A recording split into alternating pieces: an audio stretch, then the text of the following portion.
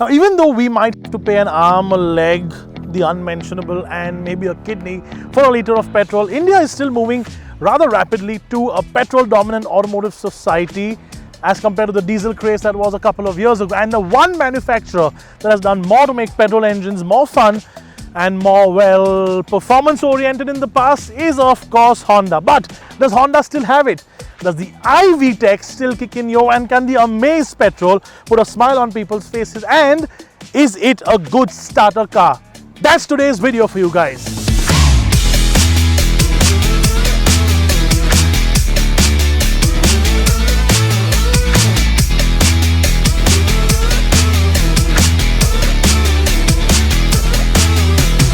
Now, there are so many options today in the automatic space. You have, of course, the AMTs, which are very, very prevalent in this segment, or in general cars priced around this segment. You, of course, have traditional torque converter. You have the DSG, or the dual clutch gearbox that some people offer. And then, of course, you have the CVT tech, which Honda has stuck to its guns with.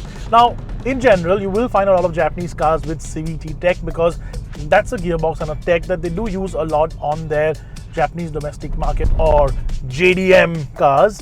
In fact, a lot of kei cars, which is the small little hatchbacks and pickup trucks and vans that you see in Japan, use petrol engines, turbo petrol engines normally, with the CVT tech. So the Japanese really know how to make it great. Now, there are some advantages and disadvantages with the CVT. Now, sometimes the disadvantages are far greater, but Honda has tweaked the CVT gearbox to make those disadvantages almost negligible, and it has worked. Now, usually I am not a fan of CVT gearboxes because I don't like the way they work strained and they sort of yelp at higher RPMs. It's just something that I can't deal with an engine that seems strained when you're driving fast. In this one though, it doesn't seem so because you do have paddles.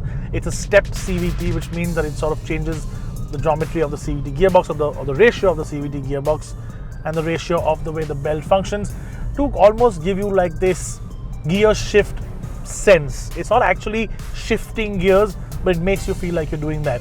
The other thing, unlike other CVT gearboxes which sort of struggle in the top end with power, this one doesn't.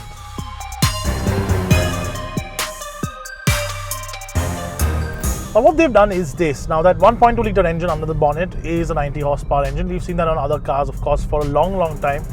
And it's not a performance-driven engine, but what they have done is, because of this step CVT thing, and because the way that VTEC still functions, although iVTEC now, it's not the original VTEC which everybody made memes on, you do get this sort of second coming of power. It's like the second coming of Christ, isn't it, almost? And while other CVT gearboxes, or even the Amaze in the past with the CVT, used to sort of struggle in the top end, nowadays, with that gearbox calibrated a little bit better, I guess, it just feels a little bit better to drive, especially on the highway. In the city, this thing is nearly perfect. There's absolutely no complaints. It's the smoothest thing you can drive, apart from maybe a DSG where you can't feel any shifts in any case in a modern DSG.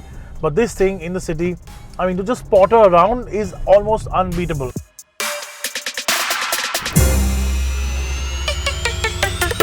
Every car engine undergoes a lot of stress in city driving, particularly during warm-up and in stop-start conditions, whether it is due to traffic or short trips. Ordinary car oils may not be enough to protect your car engine, and that is why we recommend fully synthetic Castrol magnetic stop-start for non-stop protection.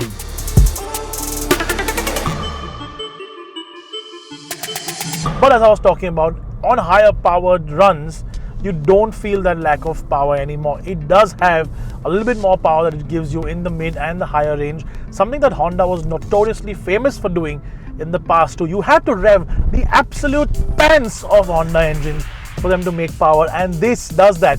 This feels like a Honda again, which is good. Well, if you are looking at this video, I know why. Mostly you are considering upgrading from that hatchback that you've had for a long time, or you're looking at your absolute first starter car in the Indian automotive scene, and this sort of hits both those benchmarks or both those pointers really well. Look, it's got a whole bunch of things going for it. It looks decent, maybe better than its competitor, the Dzire, maybe not. Some people, looks of course are a subjective thing. It's got a whole bunch of space on the inside. It's got a great infotainment system. It does everything really well. It's a nice, cleanly designed car. It's a Honda, So it's reliable, and well, as I mentioned, even though it doesn't sell as much as its biggest rival, it is a great little car if it is your first car to drive around in. And if it is your first car, if you're a first time automatic user, it also sort of really ticks off that box really well, because the CVT, unlike the DSG gearbox or torque converter or an AMD, is a much easier gearbox inherently to drive. In fact, it's the easiest gearbox to drive of all the automatics, because you just literally put it in drive or put it in sport, like I like to, because I like it to be a little more responsive, and you just literally use it as a two-pedal car. You don't have to worry about, ooh, will it overheat in traffic, or will it be jerky around town, or if it's an AMT, will it have that nodding movement which the AMTs are inherently known for. This is just smooth, this is just easy to drive, and overall the Amaze, I think in that scenario, still has a whole bunch going for it and not much against it. You know, I've started realizing this more and more often. The more cars we drive, the more modern cars we drive, the less stuff there is to point out and say, this could have been better, or that could have been better, or this is done wrong. I think we've come to a point where cars are just getting better and better, and this one, if you are in the market for your first car, is damn good as an option.